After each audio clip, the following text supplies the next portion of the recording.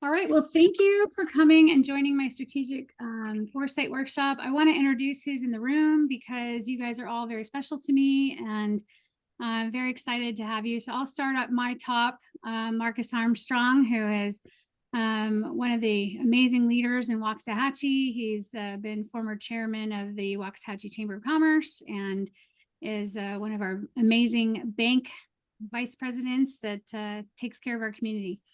And then I've got Professor Melody Gray to my right, and she's one of my colleagues at SAGU. We started the same day, so we've been through everything together. She's an amazing financial advisor and does a lot of great work there on her own financial advising company as well. And we have Dr. Shelley Zaldivar, who's my department chair and has been an amazing marketer, worked at Bank of America, Disney, and done some great marketing things in her lifetime. And thank you for joining. Marissa Molnar, who is my insights, what do I call you? My insights rep, my champion. She's amazing. So on my business, I run an insights practice. And so she's kind of the woman who takes care of me and helps me be successful. Then we've got Ben Fenton, coolest speech prof on campus, and definitely excited about all you're doing there with your new stuff too. And Eric McAllister, many of you may have heard me talk about him too. He was my boss at Microsoft and dragged me to Utah. And Eric is one of my longtime champions and good friends, and I'm very, very excited to have him join me here.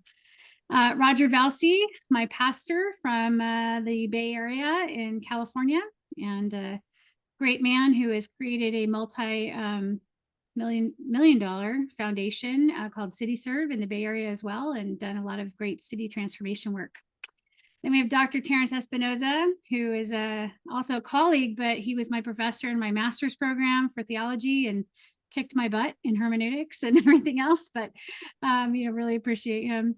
Dr. Deborah Polly, the statistics queen, just an amazing woman, so many gifts, and grateful for her. Dr. Rosedal, who also is one of my professors and a colleague at SAGU, and taught me everything I know about systematic theology and so many other topics. So very grateful for him. Nathan Ivey, brand new friend. I'm excited about meeting Nathan. He is an amazing tools provider. He's not a tool. I won't call you that, Nathan. I know somebody else did in our meeting, but he's a tool provider and really helps with city transformation efforts. You've got my son, Grant, on the phone, who you don't see a picture for, but he is a very smart kid, great in strategy, and so I asked him to join us. And then last but not least, professor and mentor friend of mine, Ray Rude, who, I've known for 22 years as well. He taught me at APU in my original master's program. So that is who was on this call. So thank you so much for joining. And amazing collection of people. I love you all in so much. So I'm going to put our box here on minimize, and then I'm going to get to our workshop here. So I have, as all of you know, I have been basically going through my doctorate program here, and I wanted to invest in you all in sharing what I've learned as well. And so I'm really excited to talk today about strategic foresight. And so why we're here is, if I can get this to move forward. Here we go. Hold on one second. Sorry, I got too many windows operating. Okay, there we go. Okay, so why we're here. We can't predict the future, but we sure can shape it.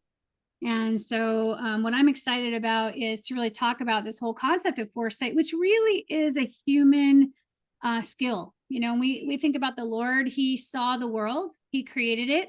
He had that in his mind. He had foresight. He spoke, and then he acted, and it became so. And so as people who are modeled after his creation, we have the same creative ability to really envision things in our head and to be able to scan the future and to shape our own future. And Hines and Bishop talked about that the gift that we have of foresight really enables us to prepare for the future, even futures we might not want. but at least to prepare for the future in a powerful way. And so that's what we're going to cover today. Here are my learning outcomes that I am hoping we accomplish for you guys. Number one is just understanding the importance of strategic foresight and what it is not, and what happens if we don't use it. So I really want to differentiate that whole concept of strategy versus strategic foresight, how they work together. I'm going to give you an opportunity to use two strategic foresight tools that are super cool. I'll be honest, I've never been as excited about anything as these tools that I found in this program. So you're going to get a chance to experience both of those. And then lastly, and really most importantly for me, is I want you to walk away with increased confidence about your ability to anticipate, plan for, and shape your future. You know, when I look at every single one of you on this call, what I do know is you guys are world changers, and you're people that have great impact and influence in your communities. And you envisioned a future, right? There was a future you saw and you took steps towards it. And in that very way, you were shaping your future. And so with this increased knowledge, my hope is that I can help you do that even better. So here's our agenda. We're going to spend, roughly 2 hours. I know it's a big ask, so I really appreciate you guys taking the time.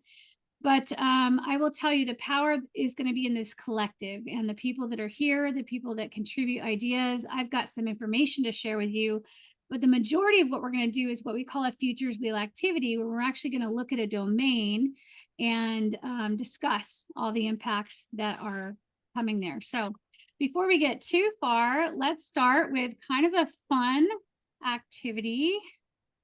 And let me see if I can bring this up. No. Okay, here we go. Yes, perfect. Let's play. Okay. All right. So 2062, the year of the Jetsons. How many of you guys grew up on this? Anybody? You know, I asked my class today, no one had heard of them. It's really sad. They are missing out on life. But I want to ask you guys in the chat to drop in some of the things that you think the Jetsons got right. So things they envisioned back then that you see today in our society. So go ahead and put in the chat there some areas that you think they got right. Yep, Zoom meetings, video calls, that's great. Flying cars, yes. Robots, yep. Telehealth, good. There's many more. Let's conveyor belt sidewalks, yes. I love those in the airport. Those are the best invention ever. All right, anything else? Microwave meals, yes. Pollution. Yes, absolutely. Love that, Terrence. AI. Ooh, there you go. Talking dogs. There we go. I don't think we've quite achieved that one yet, although we do understand our dog's language. That's awesome. Well, let me share with you some of the ones. You got most of them, but there are some other ones that you might have missed. But, video conferencing, robots, computer tablets, robotic help at home, smartwatches, flying cars, vertical cities, holograms, printing our food, telemedicine, and of course the electric moving sidewalk there.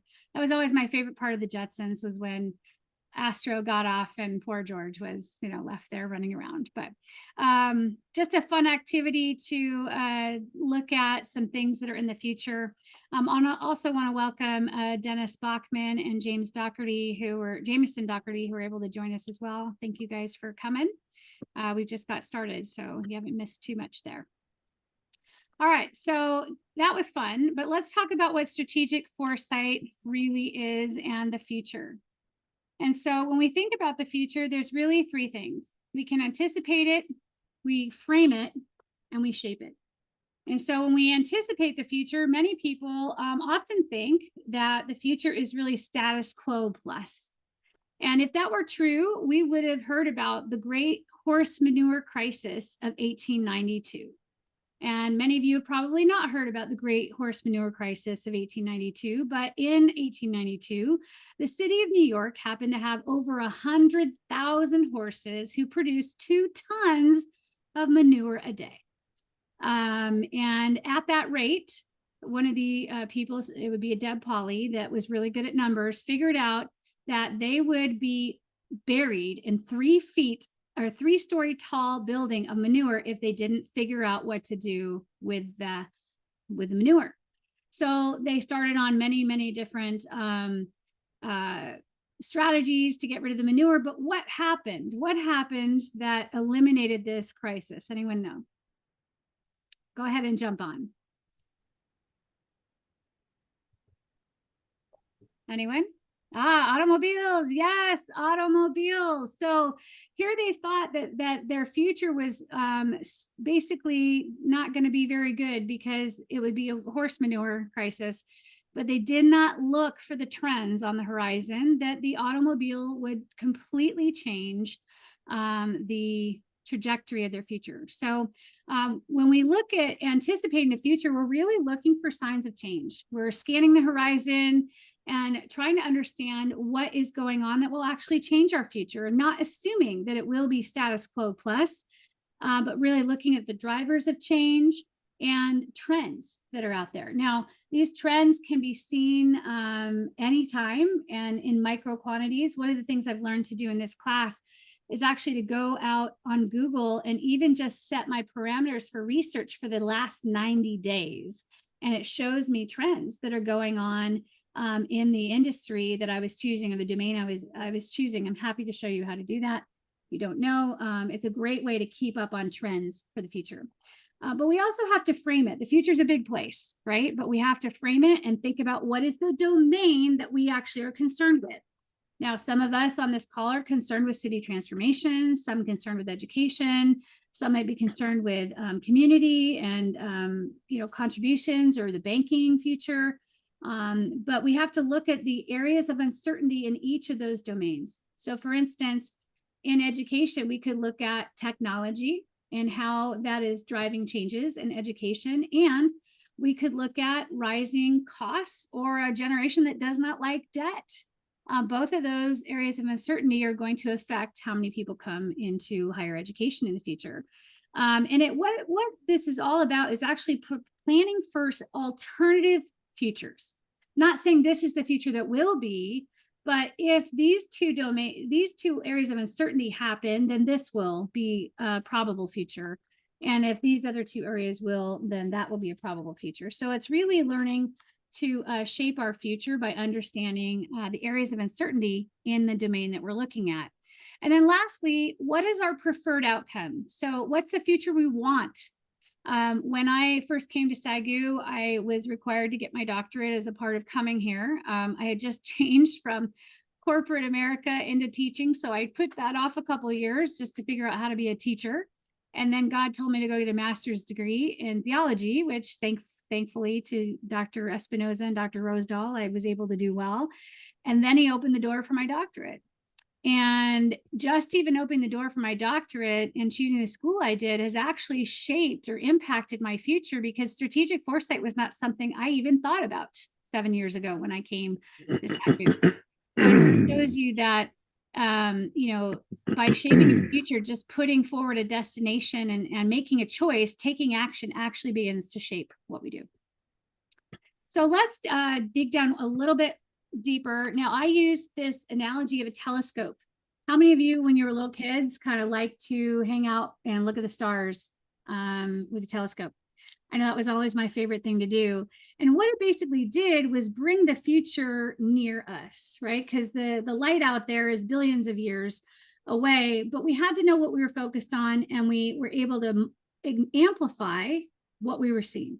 And that really is what strategic foresight is. When we know what we're focused on, we're able to kind of bring that future closer and take a look at what is being seen. So things that are out there that we might not see with just our naked eye, when we amplify it, we're able to see just like a telescope.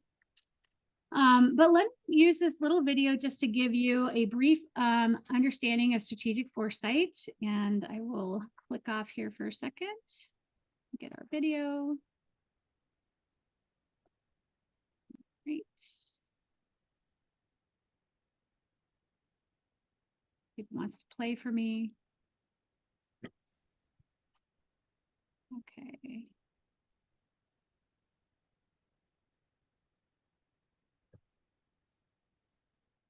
It's queuing up. Can you guys all see this?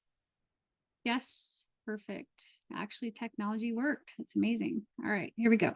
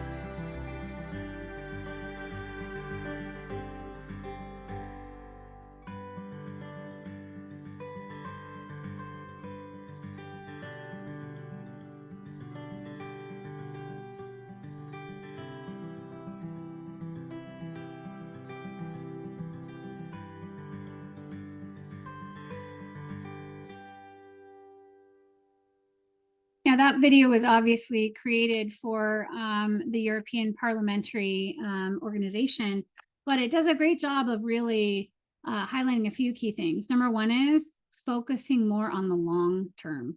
If there's anything I feel like even in corporate America, we became victims of, it is really focusing on short term. And so strategic foresight is really trying to look years ahead and understand how can we prepare for those futures. Nobody really saw COVID coming, but we knew a pandemic probably at some point in time, would have come, but it's just an example there.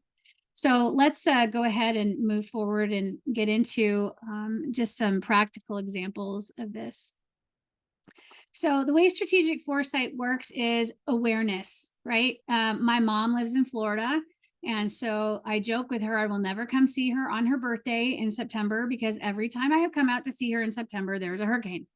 And so I have awareness that hurricanes happen in Florida, and I know the timeline that they tend to happen. And if I live in Florida, I'm always aware of this. I am really paying attention to this. This is where my attention is. Because once I know that that hurricane is actually coming my way, I need to prepare. And it may not be that I can ride it out. It may be that, we need to just batten down the hatches and go and figure out, what happens when we get back.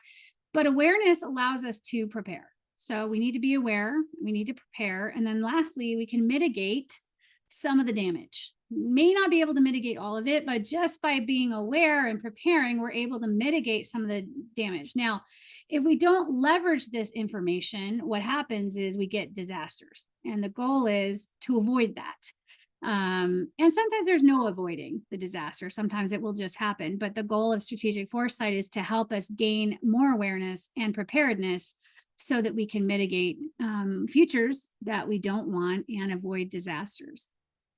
So when we add this to strategy, this becomes a very, very powerful tool. So Hines and Bishop came up with these 6 stages of really looking at strategic planning. And so we start with framing, what is the future that we want? We scan the horizon to see what the trends are out there. And then we do forecasting. We believe that this is where we're going to go. And so we're going to plan for that. And that's where scenario planning and alternate futures come from. Then we get into strategy, which is, okay, now here's our vision based on that. And here's our plan and what actions we're going to take. And so you see strategic foresight actually benefits strategic planning. So it's not the same thing, but it's really important. And most of us don't start our strategies with this. And so I'm just suggesting for those of you that maybe hadn't or didn't know that this is a great place for you to add in there. All right, so how do we do this? You guys have probably heard of one or more of these acronyms over the course of time.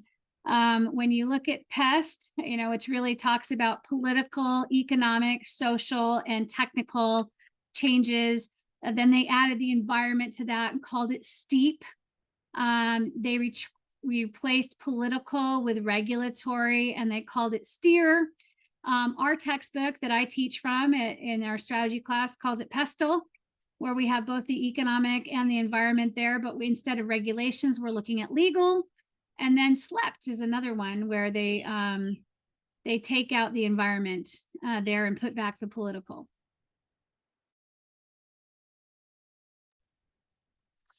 All right, so those are the areas, but what we are going to look at is STEEPLE.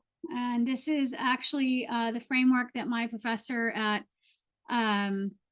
Regent University has used. I love this chart. It's so beautiful. I sent this to you. It is in your invite. So if you want to go ahead and pull out the whole chart, you can, just so you know, I have taken each of these lenses onto the slides that we will do. But you can see if we just looked at socially, some of the things that we would examine is how is our domain shaped by our culture, our values, our norms, our traditions, what happens to changing demographics, and how does that affect whatever domain we're looking at.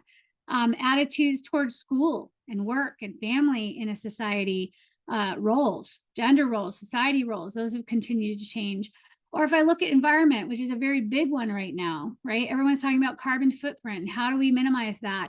What about sustainable and ethical sourcing? I don't know about you, but fish are getting harder to order, and even the crab season that disappeared a few years ago because of the environment.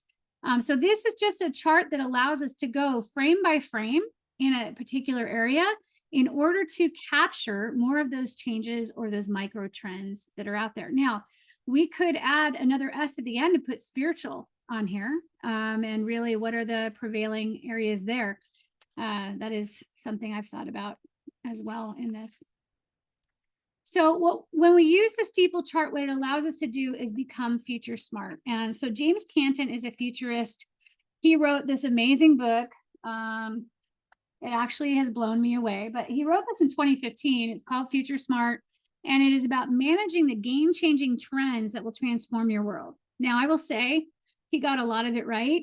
He only did up to like 2030, but it's amazing some of the crazy things that I hadn't even thought of in here that allow us to think about, wow, if that happens, what do we do? One of the ones that I'm thinking about even right now in education is this whole trend towards MicroMasters, right? And a trend where it's not going to be maybe this big program, but I'm going to get a degree in this small little area. Textbooks, instead of 800 pages, are going down to like 100 because it's all focused on this smaller sliver. How does AI come in and focus and change education? Those are things that we, would all want to talk about. But the bottom line here is that as leaders, we have to have an increasing awareness of what's going on around us, and we have to become an avid learner. How do you think, and again, I'd love you guys to take your microphones off or off mute and just share, how do you think that becoming future smart could make you a better leader? Don't be shy. It changes us from being reactive to proactive. Great. Yeah. We get to become more proactive. Fantastic. Thank you. You know, I would say this: if we know where the road to the future is going, that's a huge advantage on how to make decisions for resources and priorities. Yeah, it's great. Yeah. Thank you, Roger.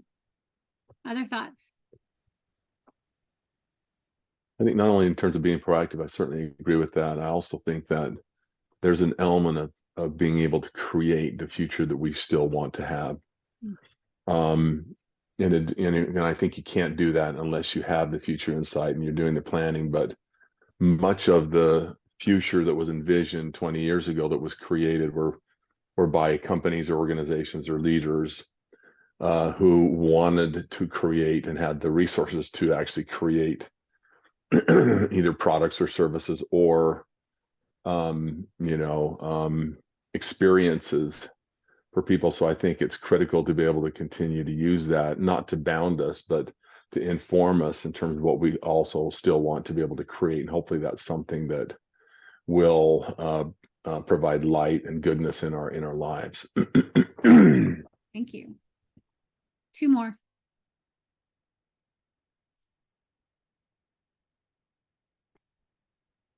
Anyone else? I would just say if our mandate as leaders is to challenge the status quo, this gives us a way to do so with informed understanding or at least reflection on what might be. So that does help us challenge in right trajectories. So thank you. That's great. Thank you. And I know I didn't get to introduce Dennis at the beginning, but Dennis was my former pastor in Southern California. He also leads this amazing ministry called Via Cordis, and it's small group house churches. And he's a professor at APU as well. So thank you for joining us here. And James Doherty, I know, who's also on this call, one of my former students and now a general manager of Chick-fil-A at 20-something years old. He's pretty amazing there too. But here's what I will say about the future. Humans will change. Business will change. Technology will change. Business models will change. Innovations, markets, global risks, competitors, global powers. There are a ton of things that will change. And that's where what we're going to talk about is using a futures wheel to really look at some of those changes and to understand the impact of that. And so that's exactly what this amazing tool that was created by a student at Syracuse University in 1972, Jerome Glenn, created the futures wheel. It's been used tremendously throughout the consulting space, but it really helps us focus narrowly in on a domain and understand the first order, second order, third order, and the crossover in issues that are out there. So let me give you an example of what a futures wheel might look like in software. So you can find this at Miro. Slide Salad has some great ones too if you want to do this, but you see the domain is at the center, and then we look at the first order of impact, which is red, and then we go out to the indirect impact, which is gray on this thing.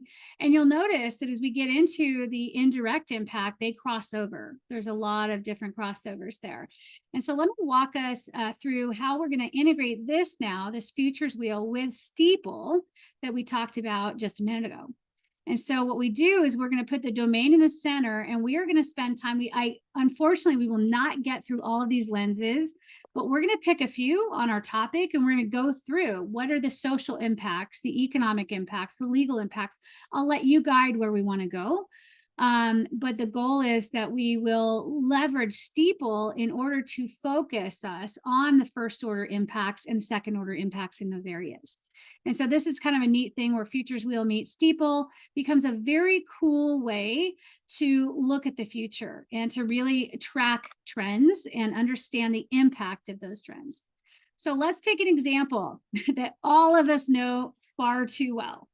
COVID-19. We all remember it. I know some of us more than others. And I know, Eric, I always think of you when I mention this word. Poor Eric had a really, really rough bout with COVID. But it came in and affected education in our lives, especially if we had kids from grade school to high school. If we just look at the social lens and the technical lens, just 3 direct impacts, okay? Parents got a new job description, kids went to online learning, and accessibility to technology really became a determining factor of whether kids fell behind or were able to at least keep up. And so that's an example of where, again, if we look at the social impact, there's indirect orders. Let's look at that. So again, parents, new job as teacher, and I'm supposed to do my job at home. There's increased pressure over those roles. Maybe I can't teach the concepts the way they are taught, because I don't know about you, that new math is I don't get it. I still don't get it, right? My son could teach it, but not me. And so some parents, and if you think about language barriers at homes as well, in some disadvantaged neighborhoods where parents don't speak English, they might not be able to even understand what the teacher wants them to teach. And so we create this really huge ripple in society just by looking at this one direct impact. Also, online learning, right? Kids fell behind because maybe they didn't learn that way, or their days were totally unstructured now. So we've gone from a very regimented way of how kids learn and what they spend time on to unstructured time, increased distraction, because now all the kids can make faces or do whatever on the video. And now I'm not even listening to the teacher, I'm looking at my friend. And so that goes off. If we looked at other even social impacts to this, we might look at things like free lunch program, right? That's more of an economic one. Kids that used to get free lunches, it got cut off, right? How do they get free lunches if they're not at school? And so that's the social lens. Technical accessibility became huge. And what was interesting is, there was a learning curve for many people on the technology.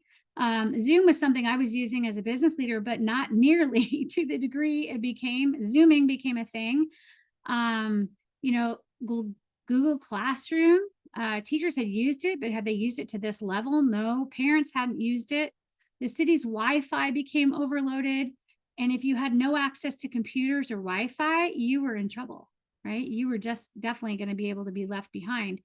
And if we take those out even further, we can see the tertiary impacts on all of that, right? So infrastructure needed to be put in place for the city. Massive complaints from parents to teachers about, hey, I don't get this online stuff, it's not working. The ISDs, how do I get people computers? One of the really creative solutions I saw here in Waxahachie was they actually dispatched buses with Wi-Fi and computers on it into some neighborhoods, so people could come and jump on the bus and work there and, get access. But again, that was just one small thing.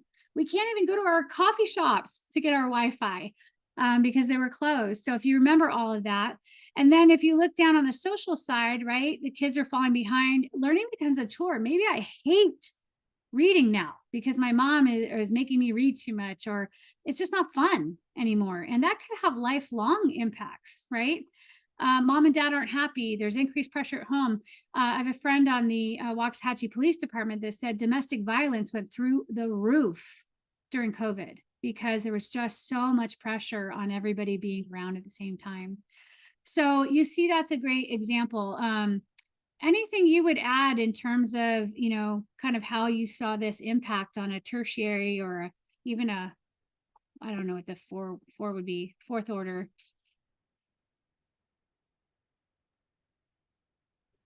And we saw the rates of depression in our workforce when I was the chief HR officer for our company double. And so the EAP usage just went through the roof also, because people, again, were at, there was a multitude of reasons. One is they were disconnected from people at work. They didn't know how they squared with their manager or their peers. Additionally, they were home all day with family members, and that was a stressor. All sorts of reasons why, that kind of isolated existence created some significant increases and jumps in mental health. It's a big issue. That's great. Thank you, Eric. Other areas or ideas? I think just to piggyback off of what he said, like stress, anxiety, even social anxiety, And then I think in turn, we saw like an increase of, probably alcoholism, drug alcohol use probably increased as well. Yeah, that's great. That's space for one more. Any other thoughts? On the education front, I would argue, I mean, we're still feeling the effects of it as far as learning styles Yes. and people's attention spans, even to this day. I know for sure my students' attention spans seem to be significantly minimalized compared to when I was teaching before. Yeah, and I know that I think we've got the COVID freshmen now in this class, right? But I know that like even people knowing how to read a textbook, right? Because they didn't have access to textbooks. And so, having to teach through some of those basic things. Those are great, great contributions. So All right. Ellie, I would add on the positive side, Yeah. relationships, some relationships is strengthened. For example, I'm a part of a group of guys. We decided we would do an online happy hour on twice a week because we were all shut down. Yeah. And here we're all locked up, and we have this long-standing relationship that we would meet once a year as really a board. We've been doing this for over 25 years. There's a guy says, hey, every person ought to have his own personal board. And it came out of a book called What They Never Teach You in Harvard Business School. But what has taken place after we started going back together, we decided, well, let's keep the happy hour group going. So now it's once a month, and we follow each other, and we're distanced. We're geographically, we're very dispersed, and it strengthens our relationship. So last night we had our last Monday night, and it's like as we journey through this crazy time, it strengthens our relationship that we don't feel alone. And so it's that's a positive kind of impact that's come out of all this. That's great. Yeah, can definitely sometimes focus too much on the negative, but I love that. And I know I led a ladies group for many Saturdays, which is how Marissa and I actually became really close too, is that for a year and a half. And then everybody got too busy. So I love the keeping it up too. Awesome. Well, thank you for your contributions on that. Okay, so we took our picture. Actually, let me take one more because I've got everybody on. So let me go to our big grid. Let's see if everybody can turn on their camera now. You guys can all see your beautiful faces. Let's see, cameras. There it is. All right, Grant, man, come on, dude. Okay, there we go. All right, cool. There we go. Smile. Oh, you all warm my heart just seeing you. I'm so glad you're here. Okay, let me put you all back together in a little box now. Sorry. Okay, so let's actually talk about our workshop. So we're actually going to do now some of what we just looked at. So we started to talk about like the social aspects of COVID. I'm going to give you a domain we're going to focus on, but I'm going to get out of slide mode here for just a minute. And I am going to type what you guys say. I want us to have some good ground rules on this. So I have put together a handful of them. Let me pull this out. Come here. Yes, you guys can see all my notes. There we go. Okay. So I put some ground rules. And one of the weirdest ones that you're probably gonna think that's strange is we're gonna turn our cameras off for the duration once we start this. Don't do it yet. But one of the things that I want to do in this workshop, and when my teacher first said this, I was like, this is weird, because I like looking at people. But, I want everybody to be able to say what they need to say without kind of, oh my gosh, well, she reacted to what I said or anything like that. So we're going to turn the cameras off for the duration. Once I get to that, I will tell you how. I want you to build on each other's ideas. So really think about taking the last idea as a starting point, building on it. This is a brainstorm, so no ideas are bad. And I actually want you to really give me perspectives that maybe you don't even believe in, but we need to think about, right? We need to really think about as important. Leave room for others. I know there's sometimes that, people can just have so many ideas. I just encourage you to hold on and let 3 or 4 people speak, maybe for your next idea, but just leave room for others. Speak clearly. I'm going to capture what you guys are writing, and then just know that I'm simply the scribe. So my role here is honestly just to help keep the conversation going and capture it. But again, any other rules that you think we should add here that will help us be productive? Come on, I didn't brainstorm all the good rules. I left a few for you. All right, I'll add another one. Be provocative, right? Provocative. So yeah, think about things that are crazy that might happen, but maybe aren't normal. Other thoughts?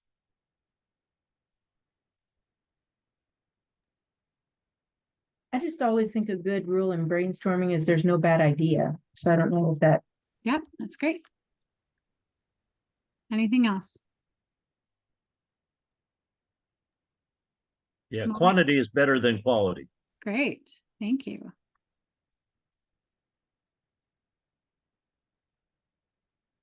Spelling doesn't count. So I'm gonna make spelling errors. Just don't hold me to that. Other thoughts? Okay.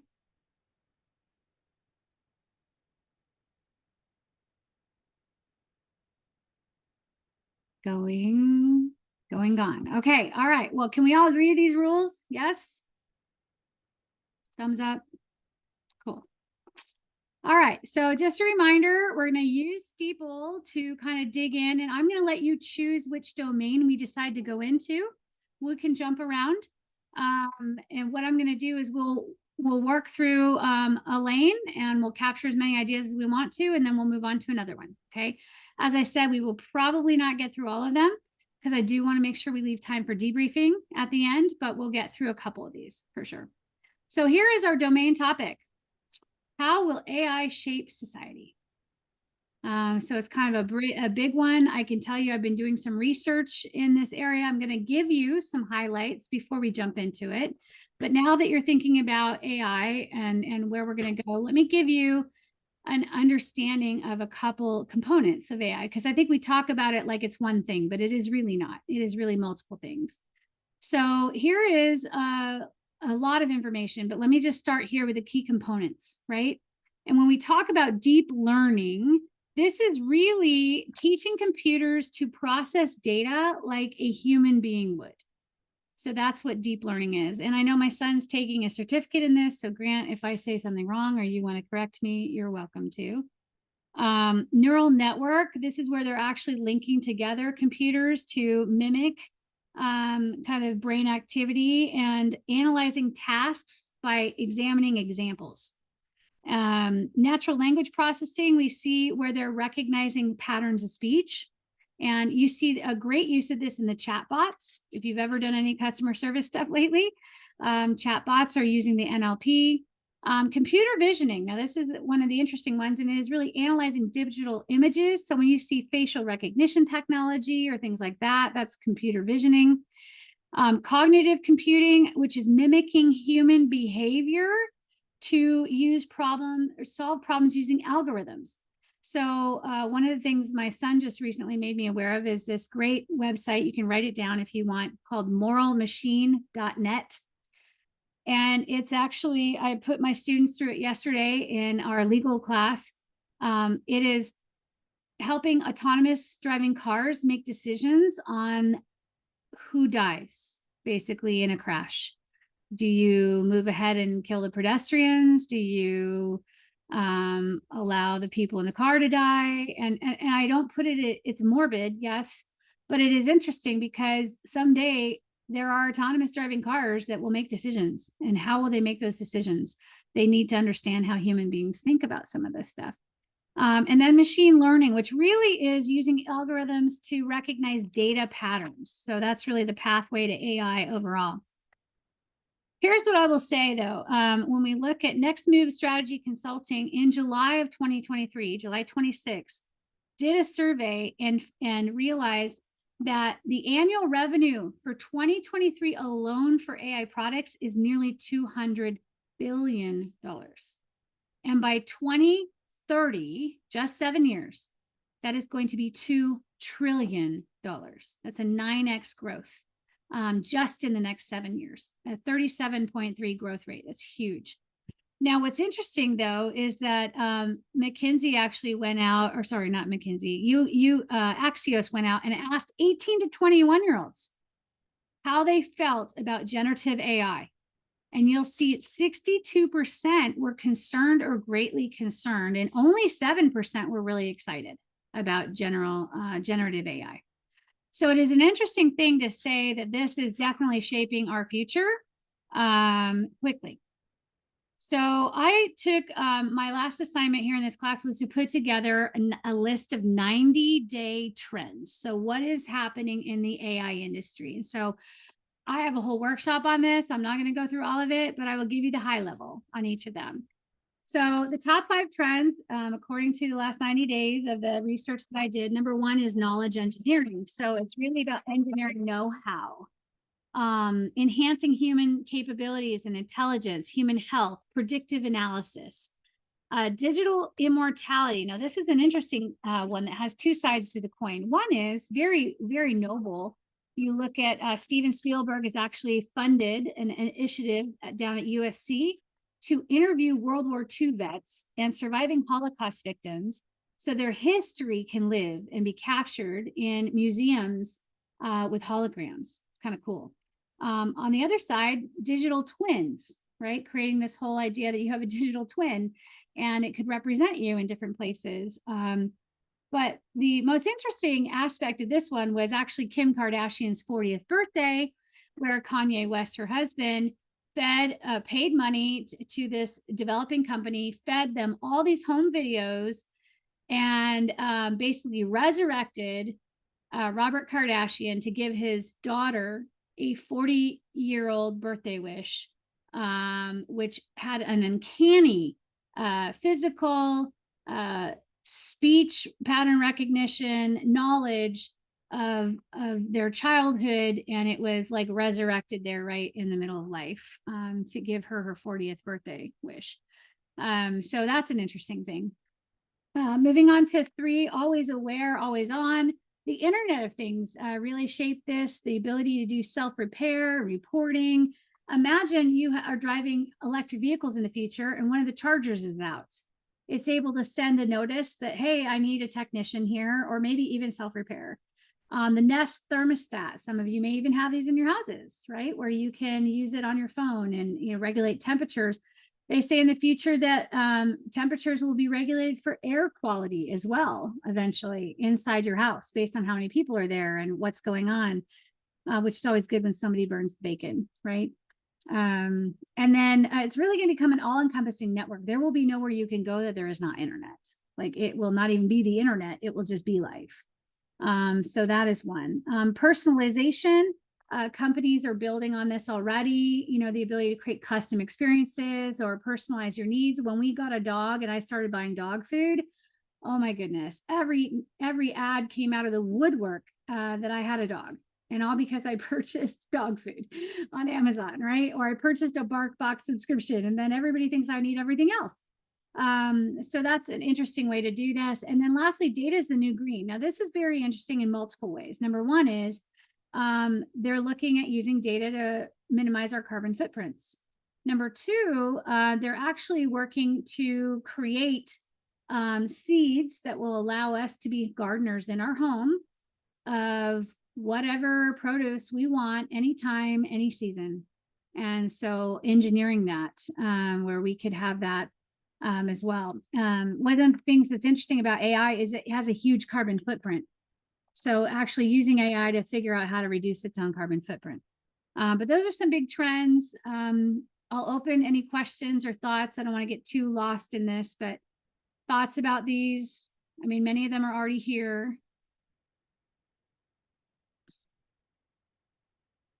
Interesting list, not interesting list. Everybody's like, move on. Oh, okay. No, I think it's a good list. I think, you go back to the polling of the 18 to whatever year olds, right? They're maybe apprehensive about it, but they're quick to use a Snapchat filter. They're quick to use it, but they don't necessarily understand everything that's going on in the background.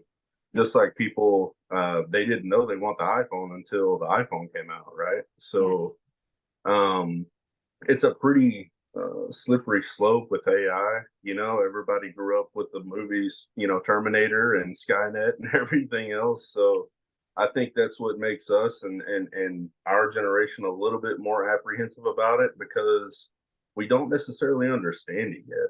I don't even think the people who are behind it necessarily, uh, they probably obviously understand what's going on into it, but they don't.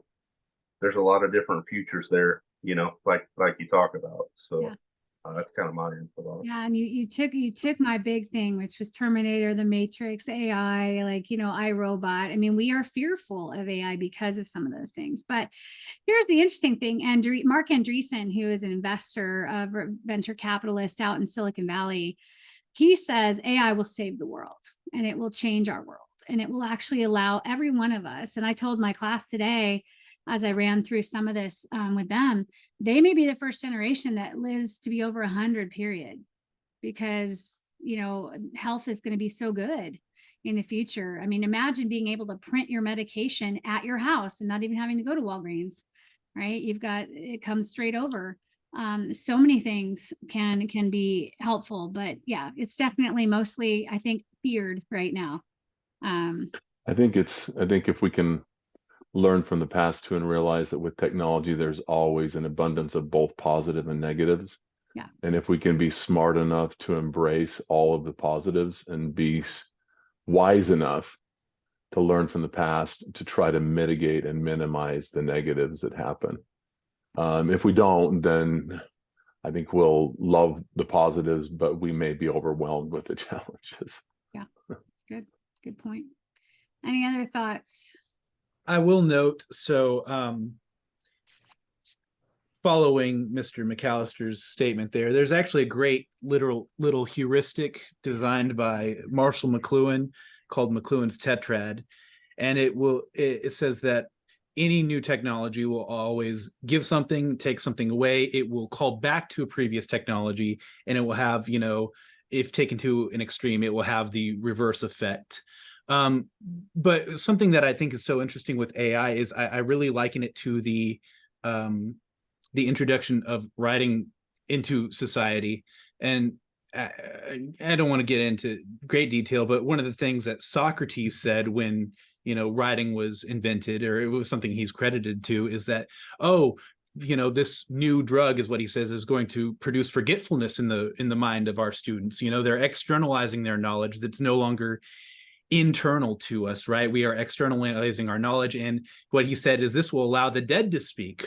And what he was essentially saying is what your point here is: it will provide immortality to people who, you know, previously generations, their ideas died out. And there is an inherent danger of allowing certain things to live that perhaps don't need to live. But I digress before I dominate a conversation. No, it was great. And I would love if you could drop that name of that theory in the chat there too as well. Well, this is great. Okay, so here we go. We're ready to go. I'm going to go ahead and move out our camera. So go ahead and turn off your cameras. I will turn mine off as well. And if you guys came in late or missed when I talked about turning off cameras, we're just doing that to get the best productivity here. So here's what I want to do is I'm going to leave this open. So who would like to choose the first area that we cover around our domain of how AI will shape the future?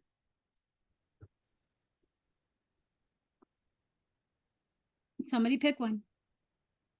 Deb chatted social. Social. Okay, Deb, let's go. All right. So again, with social, we're looking at culture, norms, traditions, demographics, consumer preferences, attitudes, religious freedom practices, laws, gender roles, collectivistic versus individualistic kind of societies, and hierarchical versus egalitarian. So I'm going to go ahead and chat and type as you guys speak. So what are some of the first order impacts you think AI is going to have on our culture or socially? One of the things that they're currently trying to figure out is how to use NLPs to replace therapists and mental health professionals. Mm, Yeah. okay, thank you. Next, any?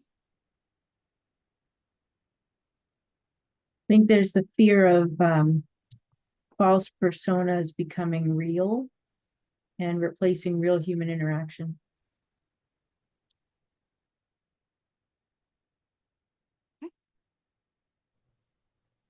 This is going to have a profound impact on the way that we do church and live out our faith, and the old church models that were currently under pressure. And what do you think is going to happen to them?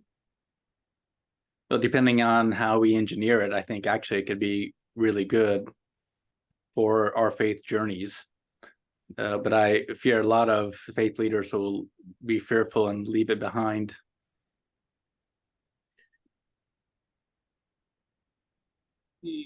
I guess I'll call this a fear, but I think I can imagine a world where people are dating an imaginary person and relationships are going to step into this imaginary space.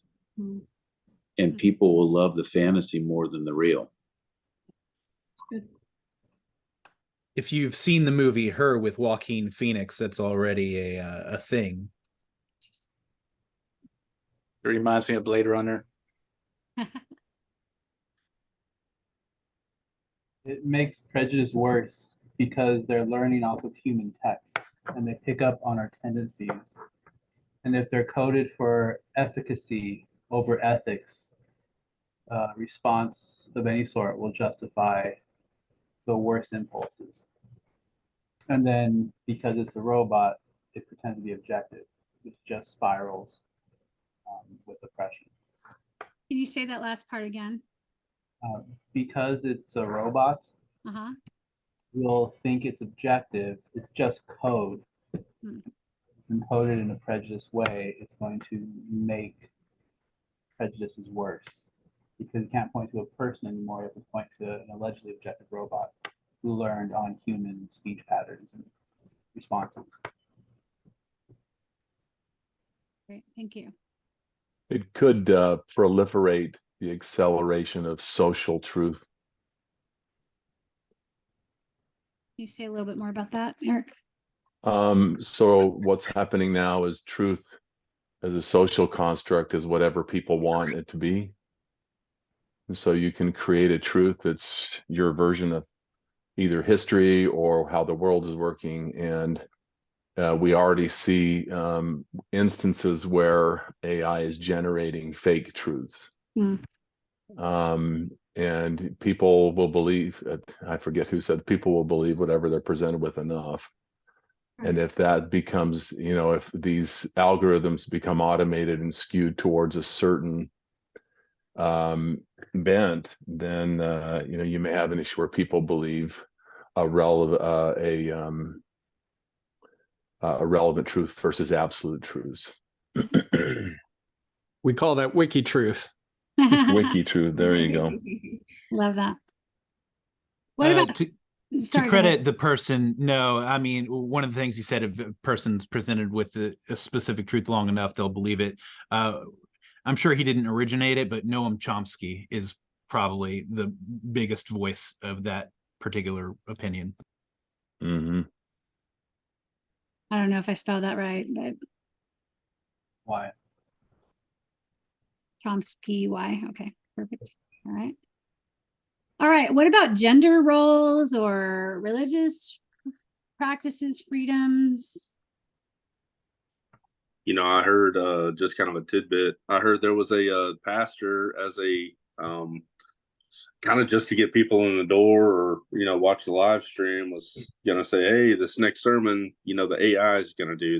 He was going to get AI to, write the next sermon. And whether that's, it seems to that's scary to me, right? It takes kind of the soul out of it, so to speak.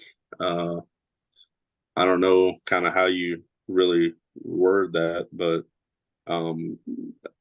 I fear that people will use it as a crutch and get, somewhat lazy to the facts instead of using it as a tool to kind of further everything. They just depend on it. Well, building on that thought, one of the things that come to my mind is there's going to be reduced problems. You can be solved, and the individual learning of it is going to be reduced, and the joy of discovery and increased passivity. Those are some of the concerns that come to mind.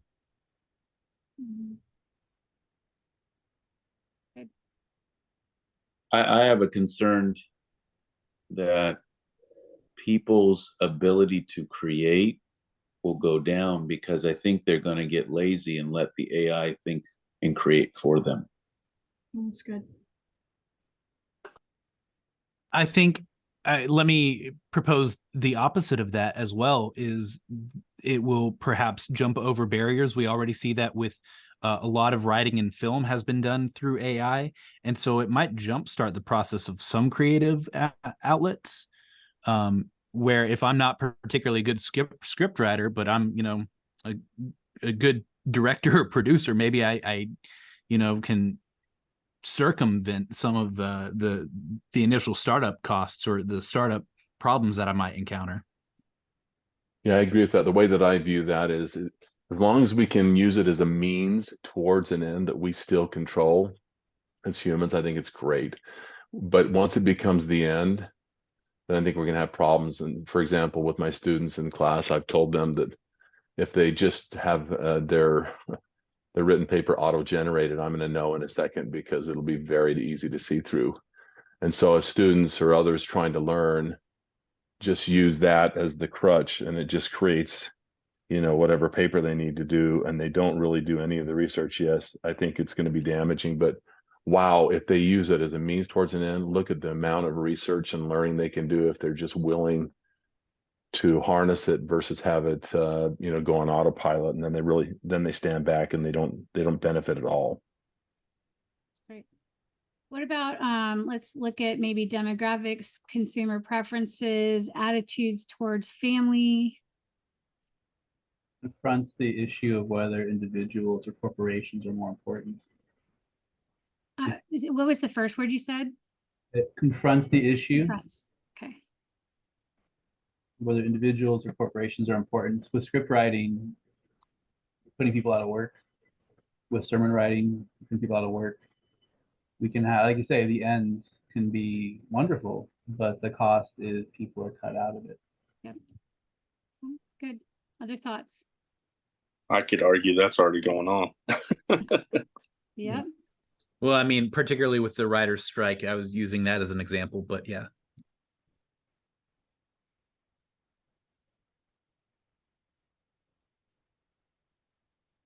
Other thoughts on attitudes towards family, work, collectivist versus individualistic, any of these? Looking at it from the banking perspective, I'm a community banker. I deal in, small town USA with small business owners. And, a lot of the people I deal with don't fit in, a larger bank's box, right? So yes, the matrix may not look exactly the way they need to look or this, that, or the other, but they've been in business, 6 generations. And, it's hard to see how that fits in. If the banking world goes into a AI model and it doesn't fit that model, how does that affect people? I don't know what that looks like, but That might adversely impact people. Okay. All right. Let's go ahead. No, last one. I was just say, I think, we kind of maybe touched on this a little bit, but I think the concern really being, people operating on a very shallow level. which the concern may be that they're not able to find that meaning. I think it was kind of talked to a little bit like the creativity, you're really willing to go deep. But when in terms of relationships with families, losing more of the soft skills that we see some of the generation losing at this particular point would be a concern that might continue, or how do we continue to engage in that? Because people still do business with people they know, like, and trust. Yeah. So.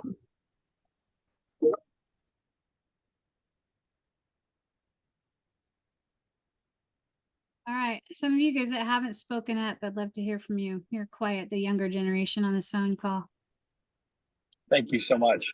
I think, I won't go too much into it, but I would say social credit score is definitely one of the hot topic at the moment. I would say that, I was having a discussion with someone the other day about this. No one believes that it's their right to know who your neighbor is and what their life story is and how they might have impacted, themselves and the people around them, and, until they're a child predator. Then you want to know, then you're notified, right? So part of the issue is at what point knowing the individuals around you cross that line of too much information. What is ethical to share? What is ethical to be able to gather and know and understand, not only for your benefit, but as well, these individuals who say are child predators do have to maintain the eligibility of parole, right? So do we use AI to help parolees find an apartment where there aren't parks within 100 feet? There's a bunch of these small, minuscule ideas that, need to be discussed and asked and communicated of, well, maybe we don't want child predators to live within 100 feet of a park, 100 yards of a park, etc. And we use AI to look at the demographics to understand where's a better place for them to live, because, they are still citizens of the country. They are still emancipated in some way or form, right? So I would say social credit score is always an interesting topic of discussion. Great, thank you. All right, let's move on to a different lens. Deb, Polly, pick one. Let's go political. Political for 100. Okay. So political, we're looking at stability, congruence, influence, leadership, governance models, the difference in all the different laws, taxation, international global relations, trade agreements, policy revision process. How is AI going to impact the political spectrum? Something that me and my students were talking about earlier today is how there are multiple truths on different sides of political problems, right? Yes, we want to be, compassionate towards immigration, towards immigrants, but we also, want people to immigrate legally. So I guess what is the truth being presented? And what is seen as objective versus opinion is largely going to be changed by AI. Say that last part about truth. Yeah. So the truths. Yeah. Truth is the truth objective or is it opinion, according to AI? In many ways, that's already happening with the algorithm generated echo chambers. So how we might work to correct that. It's already happening, but elections seem to be influenced and shaped by those who seem to have the AI tools to create a climate to their advantage. Sure. One area that I have been concerned about recently, especially at my age, only recently relatively being able to vote, is deepfake technology and how AI will contribute to that in the future. You mentioned Kanye West's gift to Kim Kardashian. It's pretty crazy to imagine that in the next 5 years, we may have to Google to verify whether a video of a person we saw was actually that person talking. Yeah. Good. Because of how complex the technology is becoming. Yeah.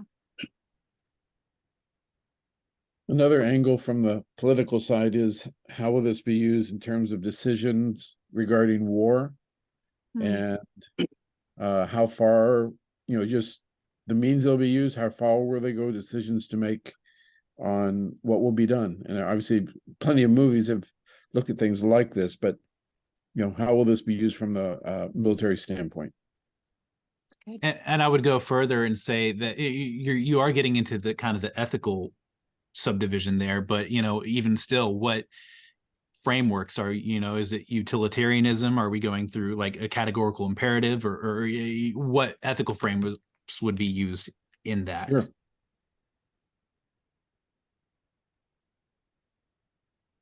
And I would even say, just add to that, how other countries are using that against our own country, the threat that may exist there as well. It makes me think about the large language models, that they have a bias toward a particular ideology. So any engineering or prompting is going to be biased toward that political ideology, whether right, left, etc. I could foresee a rating system on whether or not a report or a study, how much of it is AI influenced, so that people can at least try to discern sourcing in the next age or the current age. As a former journalist, I will tell you, really a good chunk of objective information, or at least supposedly objective information, if it's national or international news, is automatically generated through the Associated Press by AI.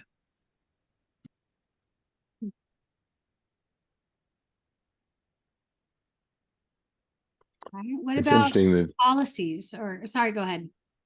I was going to say the interesting thing here is with political is it seems that those areas of the steeple that tend to be most fragile or threatened by corruption, you see the biggest fears and issues in political is clearly one where there's been such a history of that being so associated with challenges of corruption and other issues that this is one where I think there's a general fear that it could really be it could be taken advantage of and used in a very negative way.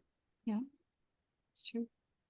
I would argue that a specific example of that could be potentially having AI function in the role of the Supreme Court with the guise that, as we talked about before, because it is technological, that it is inherently objective, and so it would do a better job than the subjective people.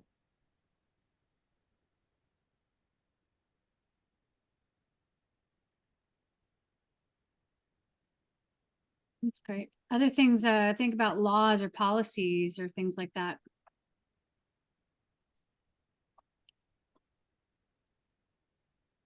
Well, we already have, and Grant mentioned the social credit score, but you already see this in China where, if you jaywalk, AI detects your face and, it automatically deducts money from your account because the banking system over there is controlled by AI and the government. So I think we're certainly moving towards something of that nature.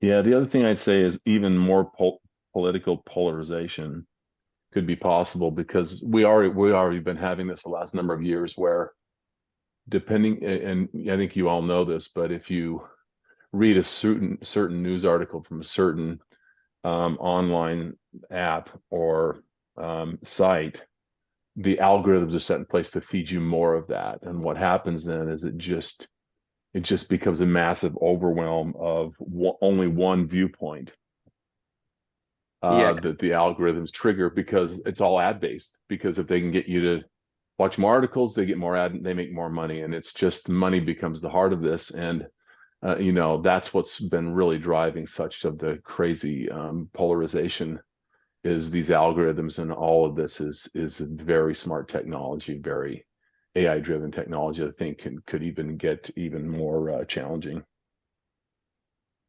Yeah, increase echo chambers. Yeah. A big player in the political realm is the lobbyists.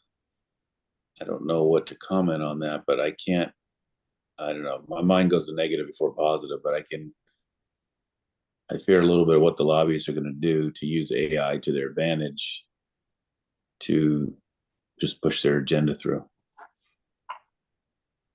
Well, with AI, if they can create a better, more believable story, then that may be one avenue. Yeah. All right. Anything else on laws? The issue of regulation is the big one. Are you regulating on behalf of individual privacy, corporate profits? Who does the government serve, and how should it regulate?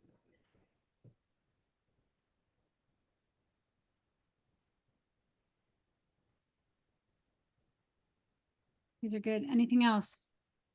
It could be used to help assess kind of inherent bias or systemic issues within the law system by just looking at raw data objectively.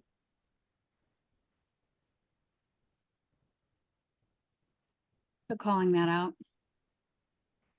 And if I can be contrary, I think you could also do the opposite, by nature, if it is an extension of ourselves and it is reflecting human ideologies, then it's going to, again, reinforce bias and perhaps create more echo chambers.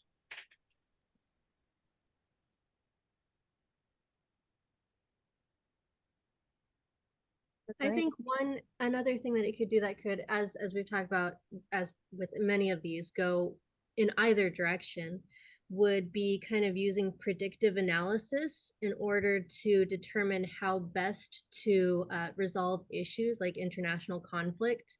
And once again, obviously, we could use that both to escalate and de-escalate issues, but it has the potential to do either. Yeah, it's good. Wow, look at you guys. You're so smart. I love this. Hopefully you are enjoying this. All right, let's choose one more since we just have, I'm going to go ahead and get into our ethical lens.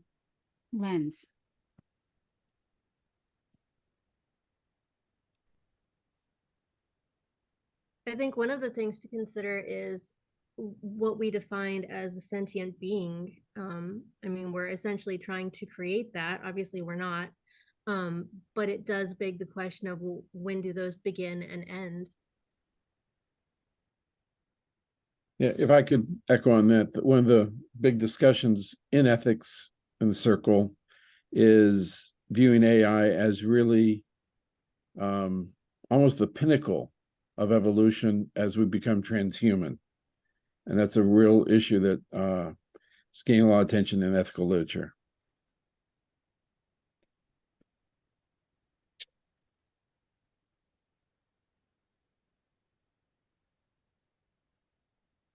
Other thoughts? I think in the younger generation, there's a real blurring of lines already. And just in having conversations with some of them about AI, they don't see anything wrong with letting this AI do all the work for them.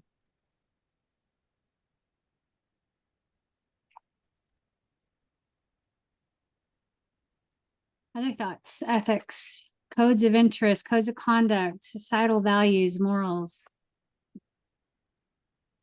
I mean, one of the questions that certainly comes up, and I guess the way I'd raise the question is, can you program compassion? So when you think about how this would relate to medical decisions, insurance agencies, who can be covered, who can't be covered, obviously this is issues already being faced right now, but yeah, can you really program beyond algorithms where compassion would require for alternative action beyond maybe what could be programmed in, but right. One of the things I talk about in my communication ethics class is that a decision cannot be considered ethical if it's not purposeful, if the reason is unknown. And if the reason is not known there by, the humans being affected, is it really an ethical decision if they don't know the underpinnings of why a decision was made? It might remove ethical frameworks entirely from humanity.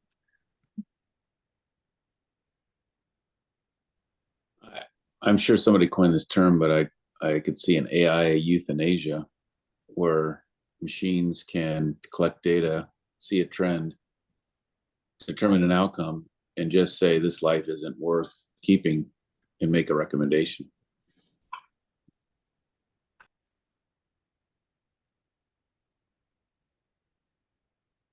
I also wonder how hiring practices will change.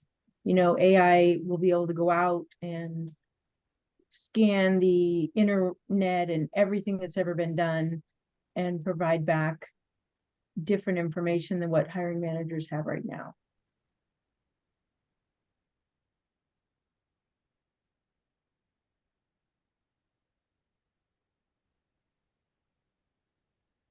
Great. Other thoughts?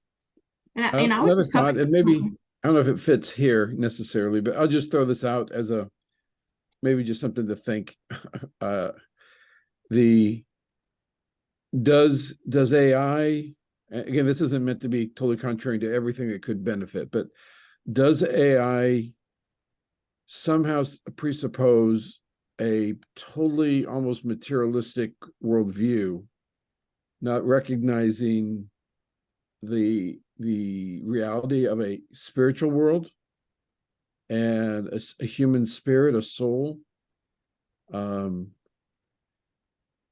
saying it does, but could it possibly go that route to where it would, not only just the religious realm, but other aspects, just almost make us beings without a soul or a spirit? And I'm not sure if this one fits here. I'm looking under kind of the societal values and morals, but I've already seen quite a few social media AI Bibles or AI visuals of the Bibles, and AI, the potential of AI recreating ethically and morally what the Bible originally said. I don't know if that fits in here, but Just a side note, there is an AI Jesus app on Twitch that you can ask Jesus. You can ask AI Jesus spiritual questions, and it does get rather sketchy, but it is amusing at least. I asked him what it was like to be raised from the dead, and it was unsatisfactory, to say the least.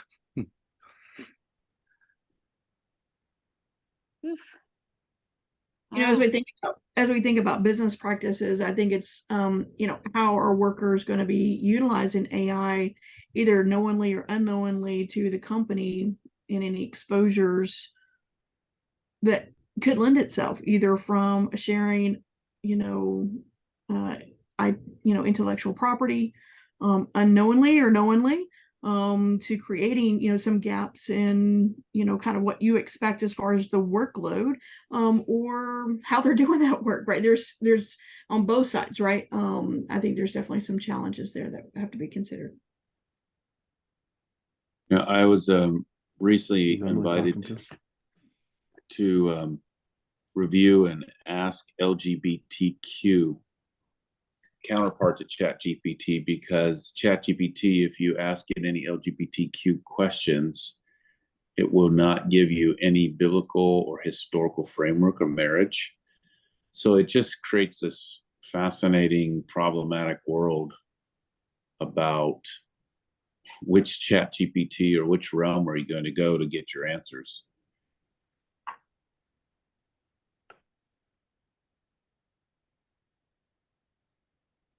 It brings up PII, personal identification information, and how it's going to be used.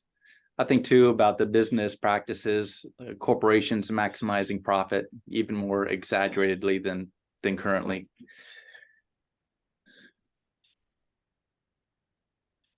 What about, I'll just ask again, there's some of the younger ones here. I know, Nathan, you are as well, but Any thoughts from you guys who are younger on this call before I move to our debrief?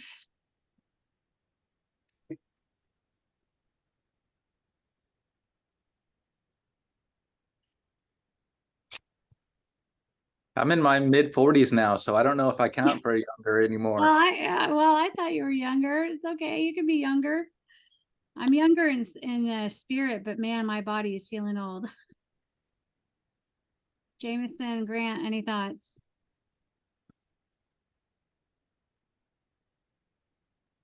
Well, only because you said please.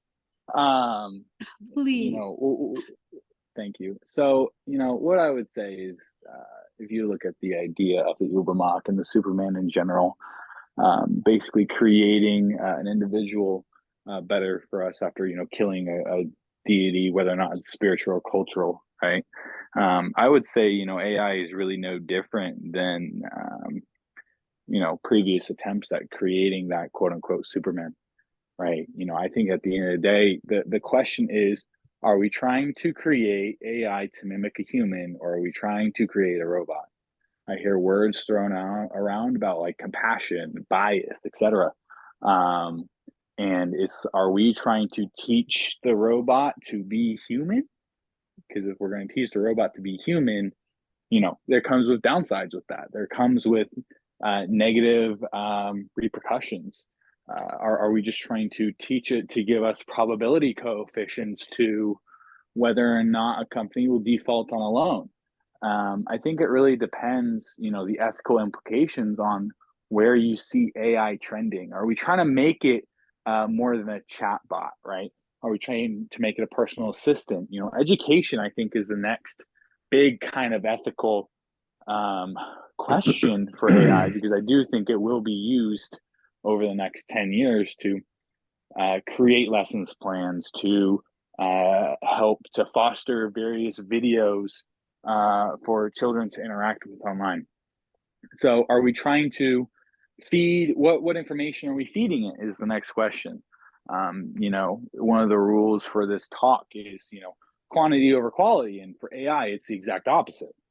You want less quantity and you want more quality responses. You want more quality text to give it, more quality examples.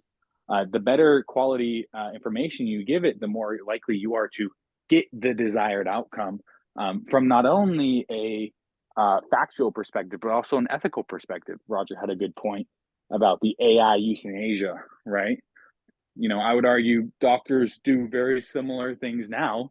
Whether or not they're as to the point and curt about it, right, is a different discussion. But they do, you know, talk to the next of kin, the power of attorney, right? Say, hey, this is what's going on medically. I think it's a discussion you need to have about the quality of life you want for your patient. The only really difference between AI is now we're putting a number to it. And sometimes people have adverse effects to that. So that's my little spiel.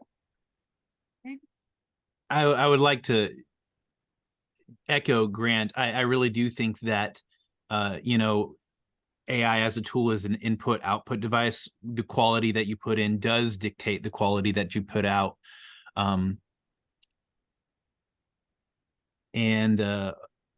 Oh, I had a good thought and then it left me. But yeah, I do think it is an input and output device, and it is fundamentally an extension of ourselves, as my favorite theorist Marshall McLuhan would say. It is an extension of humanity, as the television extends our eyes, as the radio extends our ears.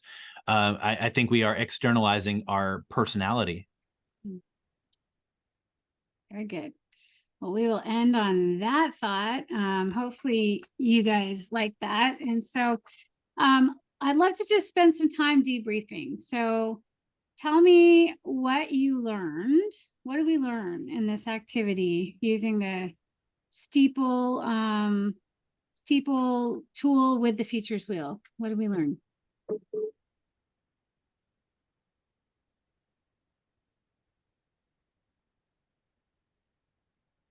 What I liked about it was kind of the different sections to help think through maybe areas I wouldn't normally think of under each of those. So I think that helped me to expand my processing. Thank you. Other thoughts?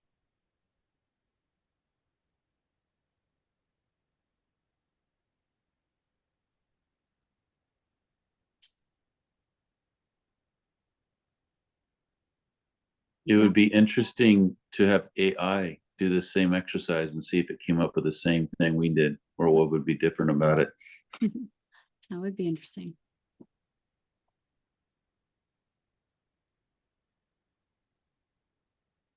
Other things you learned today? We're in trouble.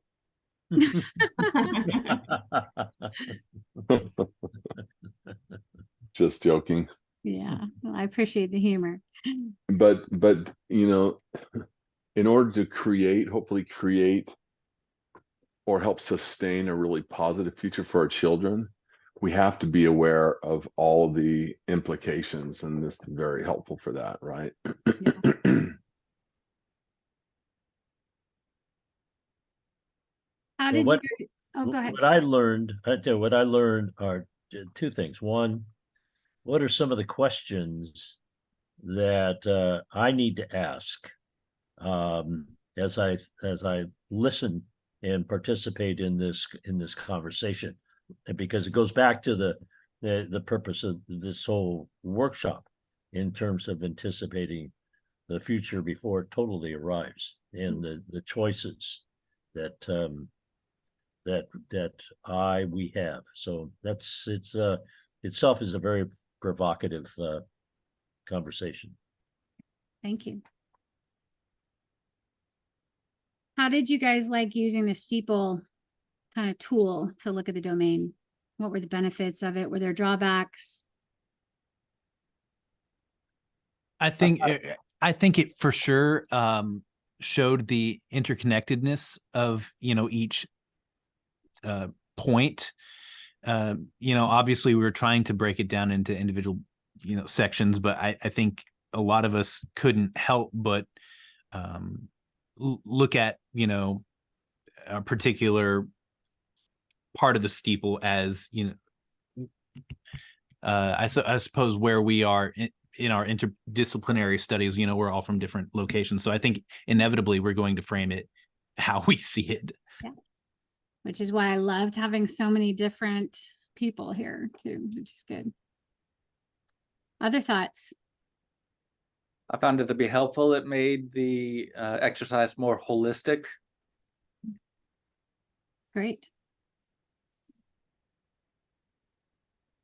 I was really surprised how effective the video off was. I feel like it was more efficient and more creative. Yeah, how did the rest of you guys feel about the videos off? Helpful? What was the benefit? I could twiddle more.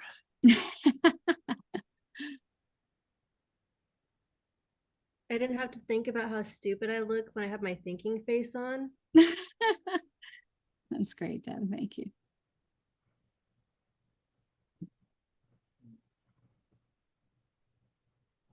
So I'm just going to move us through here a little bit more. So when you how can what you learned help you now lead being more feature smart?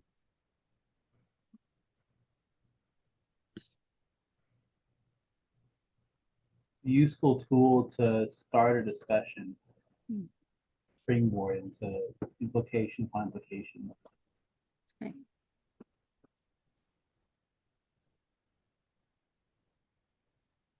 The value of multiple perspectives, not only in terms of people, but in terms of the different kind of domains. I think it's really helpful for the second, third order effects. That's something that many of us, including myself in particular, don't really think through. So having something that you have an effect, the second order effects, and then teasing out how we might imagine those third order effects interconnecting with each other can be really powerful. Yeah, one of the benefits of that I've learned doing this is just that once you get down to those second and third order effects, you start seeing the overlap. You start being able to identify the core problems, which is kind of cool. you know, perhaps it's just my educational path, but I don't recall any classes, and I have an engineering theology degree, but that teach you how to strategize or distill brainstorming ideas. So the exercises like this are always fascinating to me because they're, in my experience, they just aren't part of my background. Right.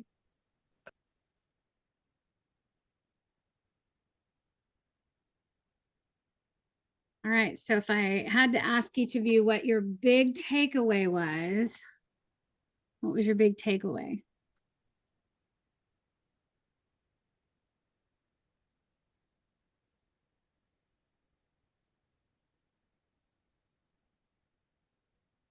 I could call on y'all directly if you'd rather. I think listening to the responses really reflects our own areas of interest. Useful. It also reflects attitudes of whether we're well served or disenfranchised by the system, by technology in general. And it's not good or bad, it just is interesting to note the way we tend to frame things comes out of a particular location. Great. Thank you, Terrence. For me, Ellie, the connection I make is the brainstorming is super helpful. I use Pestle in my classes and in some of my background. I think it's very, very useful. But the one thing that I think is really critical is to say,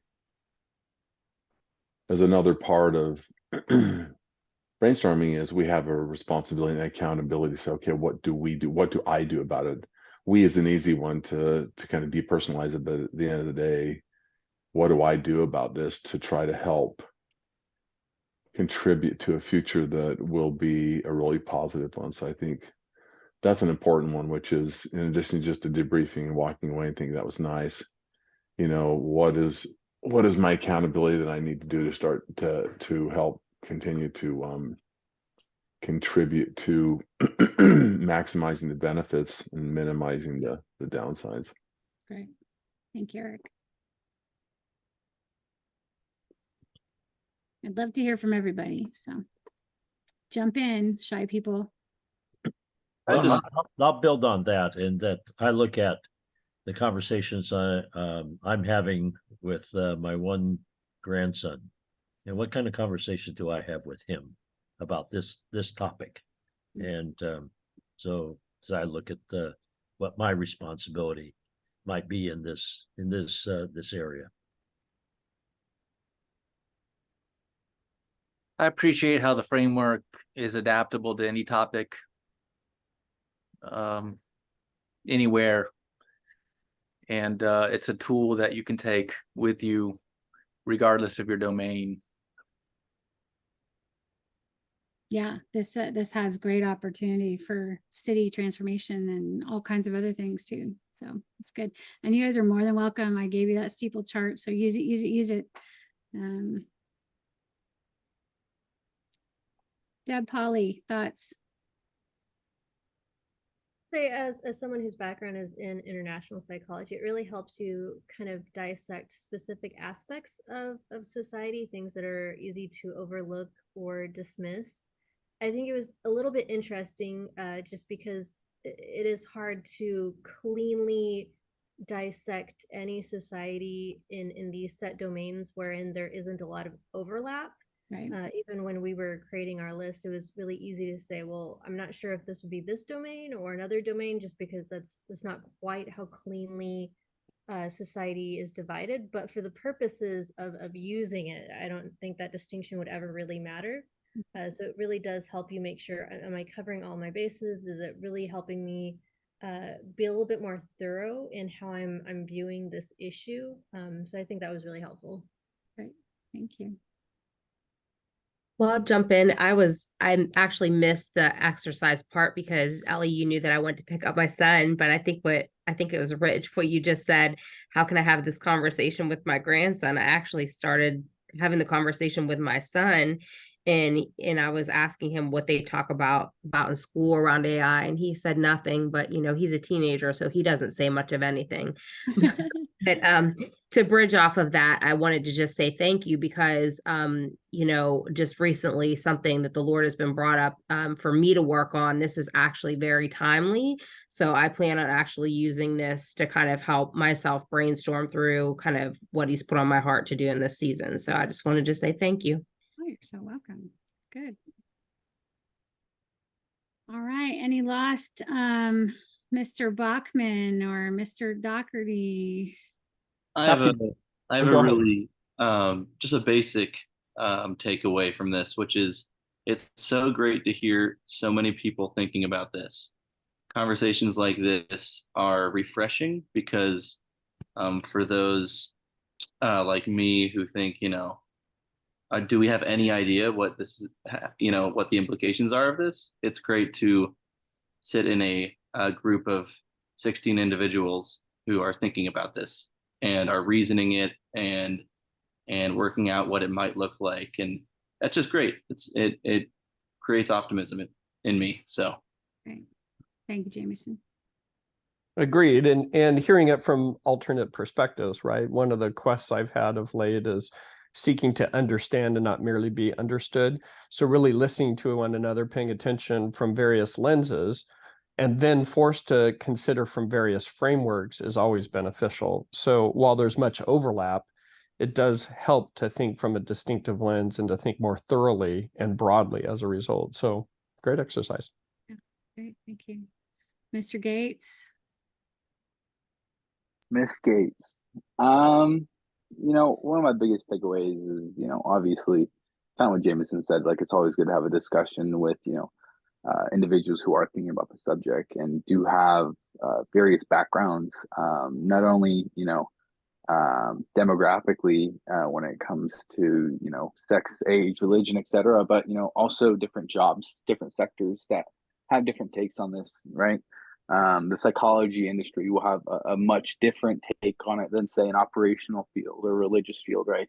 So it's really interesting to have the conversations with people with that many different demographics at one time, because you'll get circles of, you know, operations people talking about what the future of operations looks like, future of psychology, etc. You don't get that intermingling between different demographics like this. So I did enjoy that. Great. Professor Gray, thoughts? You know, everybody's really, I don't have a fresh idea, quite frankly. Because I'm kind of like piggybacking on kind of similar, we may have some data saturation here where it's really, I think the great thing about a tool like this, I think, and several of you have said it, it just allows you to see things from a different perspective, challenges you to do so. As a leader, I think it's important for you to look at things from all different angles, identify those risks like we talked about, try to see where you can mitigate things. But then really take it really to that next step and say, okay, now what do we do with the information? We don't just leave it at the brainstorm. Now what do we do with it? What can we impact within our sphere of influence? What can we do? Where are some of the areas that we can have impact? What are the areas that we, you know, our influence allows that space? And being willing, just like one of the other gentlemen had shared, of, you know, seeking to understand different people's perspective and not being so quick to you know, judge those, or, you know, prejudge or have identified any particular biases that we might have towards different conversations. And so I think it just gives you that framework to kind of say, let's look at from different angles. And it's and the such that it gives a framework, I think it also gives a challenge of what else may or may not be here that needs to be addressed. Is there something else here? And so I think it just definitely gives a healthy space to explore, identify, really give some framework, but also with some action items that we can begin to work towards as well. That's great. Good. Well, I think I got everybody, unless you snuck by me. But here's my one last ask before you leave. So if you could pull out your phone right now. And again, feel free to turn your video back on. I'd love to get to see y'all one more time. But I need these evaluations before we leave the call, so that I can make sure they all got done. And there's just a few questions on there.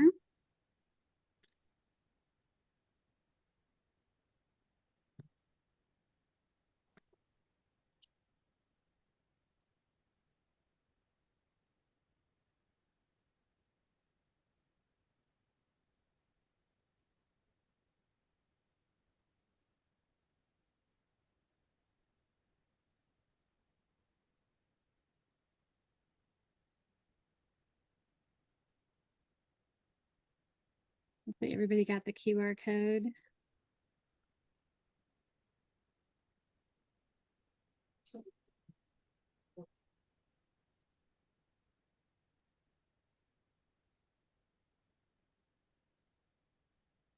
With the QR code.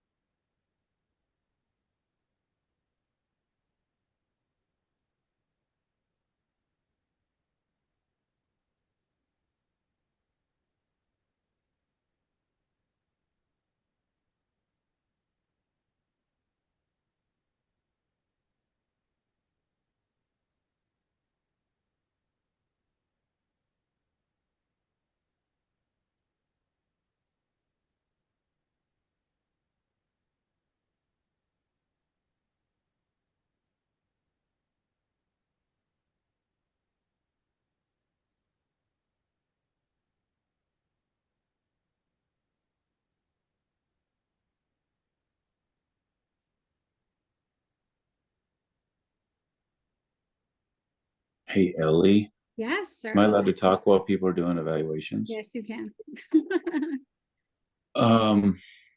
Just one observation that maybe add to mine, tweak in the end. First, you gave us a tool, but it also made me aware of the power of a facilitator.